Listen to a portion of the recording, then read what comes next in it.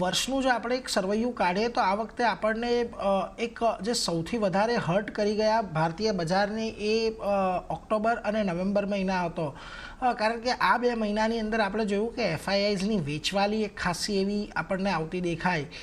ઓક્ટોબરમાં જે ચીનની અપડેટ આવી એને લઈને ચીનમાં ગયા અને પછી નવેમ્બરની અંદર તો ટ્રમ્પ સાહેબ જીતી ગયા એટલે ફરી પાછો ન માત્ર ભારતમાંથી પરંતુ આખા વિશ્વના ઇમર્જિંગ માર્કેટમાંથી પૈસા આપણને અમેરિકા તરફ અત્યારે તો જતા દેખાયા છે. પણ થોડી ઘણી વચ્ચે અત્યારે ડિસેમ્બર મહિનામાં આપણે ખરીદદારી એફઆઈએસ તરફથી જોઈ છે.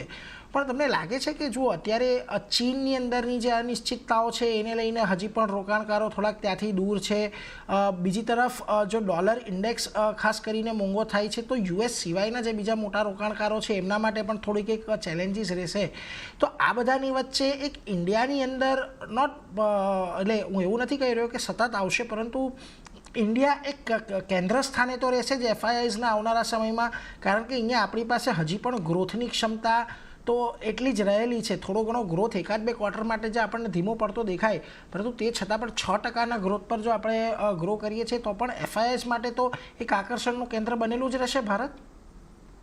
તો નીરજભાઈ, આ જે તમે પ્રશ્ન કર્યો એ પ્રશ્નને આપણે આ રીતે જોઈએ કે ભાઈ, if I am a global fund manager, if I am a investor sitting in US, તો હું ઇન્ડિયા શું કામ સિલેક્ટ કરું? તો આપણે જો રિટર્ન્સ પોઈન્ટ ઓફ વ્યૂથી વાત કરીએ તો ઇન્ડિયન માર્કેટ બ્રોડલી તમે જુઓ તો લગભગ 13-14% આસપાસનું રિટર્ન લોંગ ટર્મ મળ્યું છે. 5-7-10 વર્ષનું તમે રિટર્ન જુઓ તો એવરેજ 14% આસપાસ છે.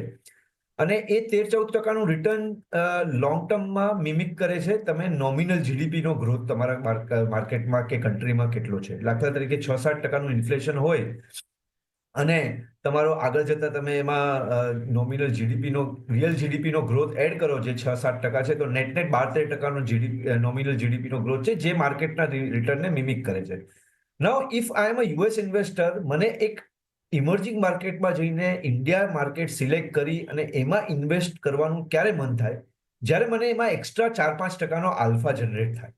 તો નેટ અત્યારે ઇશ્યુ એ નથી કે whether India is an attractive zone or not, whether India is growing or not, કે આપણે ત્યાં કંઈ પ્રોબ્લેમ્સ છે. આઈ ડોન્ટ થિંક સો કે એ બધા કોઈ ઇશ્યુઝ છે from a investor point of view. But જે મેજર નંબર્સ પર આપણે ડિસ્કશન કરીએ તો તમે અત્યારે બેઝિક નંબર્સ જુઓ તો 4.5-5%નું તો તમને યુએસ ટ્રેઝરીમાં રિટર્ન્સ મળે છે, રાઈટ? અને એમાં હું જો ઇન્ડિયા માર્કેટનું કરન્સી ડેપ્રિશિએશન એડ કરું જે લગભગ 4%ની આસપાસ હોય છે on a long term basis, તો 8-9%નું તો એ જ રિટર્ન આવી ગયું. અને ઇક્વિટી પ્રીમિયમ જે આપણે એડ કરતા હોઈએ છીએ રિસ્ક ફ્રી ઉપર, તો એ લગભગ 4-5% હોય છે. તો નેટ ઇન્ડિયામાં અત્યારે હું ઇન્વેસ્ટ કરું છું તો મને 12-13%નું જ રિટર્ન દેખાય છે.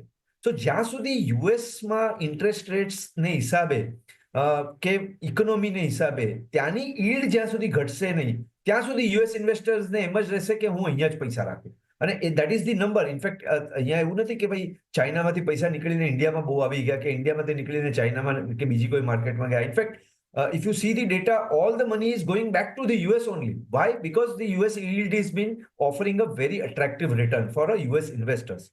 So this is the issue. So to answer your question, I think India definitely is an emerging market basket માં important country છે. કોઈ પણ ફંડ મેનેજર ઇન્ડિયાને ઇગ્નોર નહીં કરી શકે આવતા 5-10 વર્ષમાં, કારણ કે આપણે ત્યાં ગ્રોથની એટલી વિઝિબિલિટી છે. પણ જ્યારે હું રિલેટિવ રિટર્ન્સની વાત કરું કે રિલેટિવ રિટર્ન્સ કમ્પેર કરું ત્યારે મને યુએસમાં જ જો 8%નું રિટર્ન મળતું હોય ફ્રી, તો પછી why should I come and invest here for getting 12%, 13% return, right? So this is the angle from where the investors is looking today. એટલે જો એમાં ચોક્કસથી અત્યારે ડાઉટ નથી કે ઇન્ડિયામાં ને એ લોકો થોડોક નજરઅંદાજ કરી શકે, પરંતુ અત્યારે કમ્પેરેટિવલી જ્યાં રોકાણ અમેરિકામાં જઈ રહ્યું છે થોડું વધારે સુરક્ષિત કરવા માટે એફઆઈઆઈએસ એ ભણી જતા દેખાઈ રહ્યા છે. પરંતુ